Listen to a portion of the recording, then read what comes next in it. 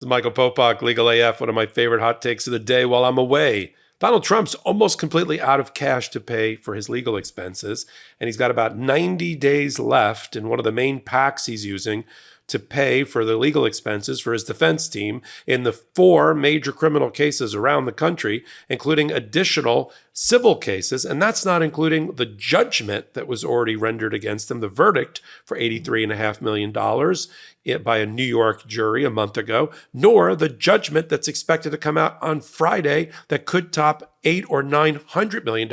I'm just talking legal fees. According to the calculus that's been done by Bloomberg, looking at all of the PACs that Donald Trump owns or controls, here's what he's down to. With 90 days left of cash in the bank, he's got $27 million left. Now, I already did another calculus on Legal AF to show our audience that he's burning through about $10 million a month in legal fees. Now, look, I've read about Donald Trump's finally coming around to trying to squeeze his lawyers, not pay his lawyers, make them lower their hourly rates. But either way, you're talking about nickels and dimes. He's trying to pick up nickels and dimes in front of a steamroller when the problem is the dollars. And he's looking at $10 million a month, which at $27 million left means he'll be out of cash for paying the legal fees from the Save America PAC, which has been the primary source of paying the legal fees by July. So where does he get the money from? Well, one of the spigots is connected to his campaign, meaning every dollar he takes out of that particular PAC, and we'll talk about it next, is one less dollar he has to fight President Joe Biden. Same thing if he pressures the Republican National Committee, a committee he's completely co-opted as the titular or expected head of the Republican Party as the nominee, and wants to replace Ronna McDaniel, Mitt Romney's niece, with his own daughter-in-law, Lara Trump. Why? Because that'll give him access to Republican National Committee funds. Now, right now, they have very little in the way of funds. They're down to below $10 million. So they're going to have to ramp up their campaign generating money. And they're probably one of the best sources because the highest level of donation can be accepted by the national committee of each party. I'll talk about that next. Smaller donation levels for the PACs, and all of that. So let's take it from the top. Where's his, because he's outspent, his donations are less than the money that he has spent on his legal fees and for his campaign so far. That's the other reason that he's so annoyed with Nikki Haley, because she's making him spend dollars that he doesn't have. So again, let's take the assumption, he never wants to dip into his own pocket and go for his own money, but his own pocket, I'm not saying the cupboards are bare, old Mother Hubbard, old Mother Trump, but there's a lot of things that are on sale and missing from the shelves. Let's put it that way. He's got $83.5 million judgment or a giant appellate bond that he's got to post. He's going to get hit with between $500 and $900 million on Friday with another judgment. He's going to have to post a couple $100 million bond in order to stop the enforcement of that judgment in the New York Attorney General civil fraud case. Okay.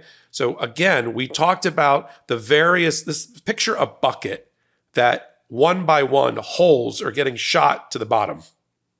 Each hole is another stream of cash that's floating out.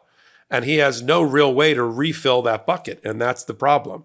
So Save America PAC is going to be busted by July. Then he's got MAGA Incorporated PAC, which I think is led in one way or the other by Alina Habba. If she does as good a job leading MAGA Inc. as she's doing in losing all of his trials, whoa. But let's just stop the train for a minute and talk about MAGA Inc. MAGA Inc. already uses 71 cents of every dollar it collects to pay for lawyers. So if you donate to MAGA Inc., right, 71% of what you donate is going to lawyers.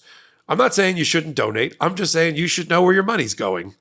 So of the $44 million that MAGA Inc. has spent to support the campaign, right, that came out of a $54 million stockpile that MAGA Inc. had.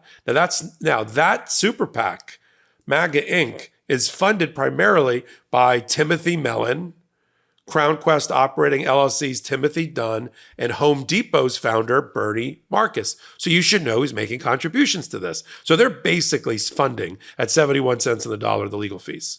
So we have that. Then you've got the RNC. Now, the RNC is best equipped to take in money because Save America PAC, for instance, can only take in donations of $5,000 apiece, and RNC can go up to $123,900, almost $124,000 can be donated there. This is that unlimited fund of money that's come in since the Supreme Court made its ruling a number of years ago that said that people, Citizens United, people, and corporations are people, and they can donate unlimited money as part of their First Amendment right.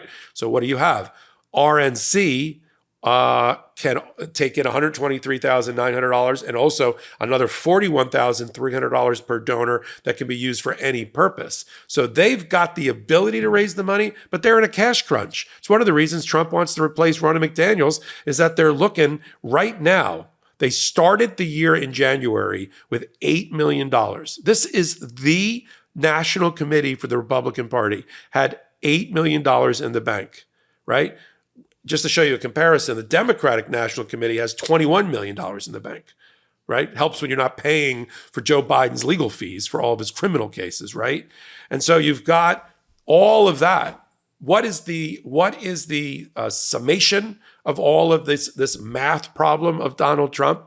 Is that he's either going to have to dip into his own cash, and the reporting is he's got less than $450 million on his own balance sheet in his own cash for his own companies. He's going to have to sell assets, but in order to do that, he's got to go through a monitor who's been appointed by Judge Engoron, who sits over all of Donald Trump's assets and companies. He's got to go, I don't know, borrow money from Melania or the kids to pay the bills because he's not done.